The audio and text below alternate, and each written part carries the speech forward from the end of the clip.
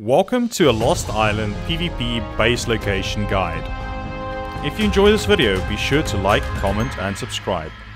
Hey, what is up everyone, and welcome to my first ever PvP base location tutorial. Now I am thinking about doing a PvP series on Lost Island. I've been busy with a lot of 100-day videos, but man oh man, this map is so breathtaking and it is enormous. And I know finding those early game base locations are so important, so come on and follow me around the map as I'll show you some of the favorite ones I've found so far. Right, so the first location we find at 25.5 and 55.1, located behind the waterfall. Now I've rated all the locations in 3 different categories. This one scored 8 out of 10 for space, 6 out of 10 for the entrance because it is quite big, and build practicality 5 out of 10.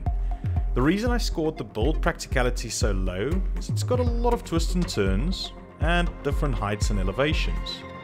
It is completely buildable on official, so you shouldn't have any issues, and I really like the first column platform as you can easily place a chandelier overlooking your entrance.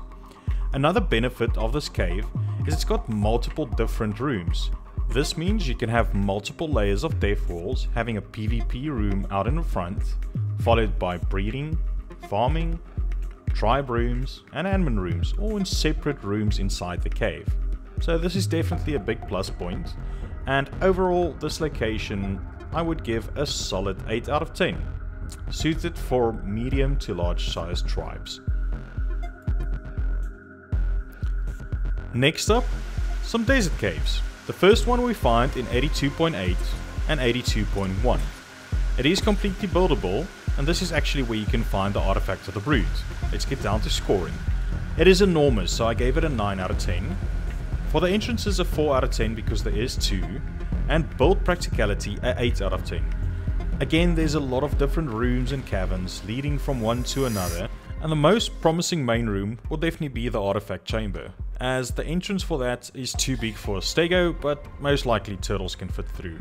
Another benefit is you've got your own water supply, and they lead from one room to another, so you never know if you need to make a quick escape. It is possible to sneak from the one to the other. Now, let's have a look at the second entrance. The backside entrance is located at 84.2 and 78.5. Now this entrance is a bit bigger, which is the reason why I didn't score this location as high as I wanted it to. But it does have a little secret though, making it ideal for small tribes as well. So above the second chamber there's a little roof section. Yeah, it's small, but for solos and small tribes this can be quite nice, and it is buildable. So overall this entire cave I would give a 7 out of 10. Now let's move on to the next. Another cave I located in the desert is located at 85.3 and 36.6, in the small crack between the plateaus. Now, this is definitely an early game cave, because it's not that great on the entrance. I scored the space-wise a 4 out of 10, and the entrance a 4 out of 10 as well, because it is quite big. Build practicality a 8 out of 10, because for small setups, it's quite ideal, flat surface, and you've got metal spawns. So, not a bad starter. And for that purpose, this cave will get a 7 out of 10. Now this next one was pretty hard to find.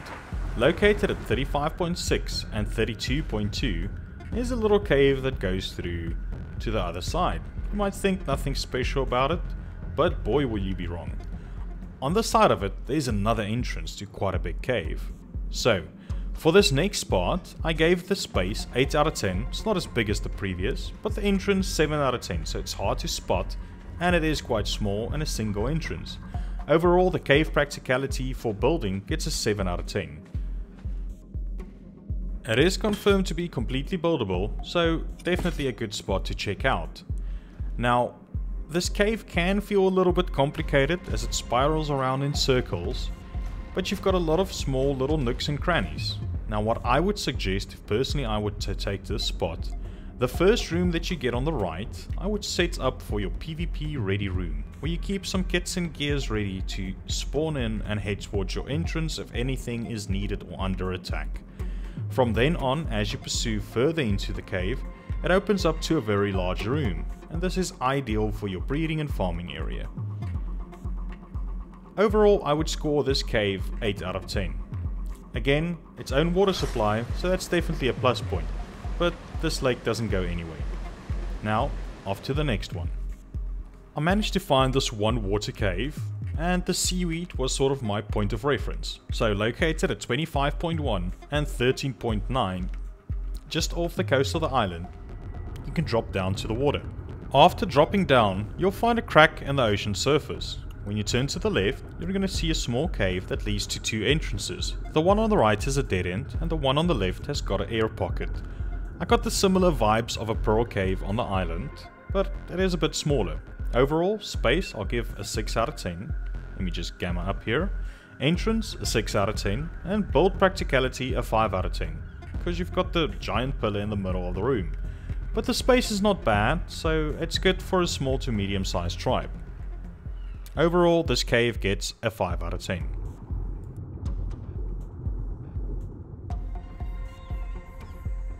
Now the last one on the list, by far my favorite. So using the castle as your sort of landmark, you head off to the right of it and you'll find the little mountainish path, located at 70.1 and 40.5.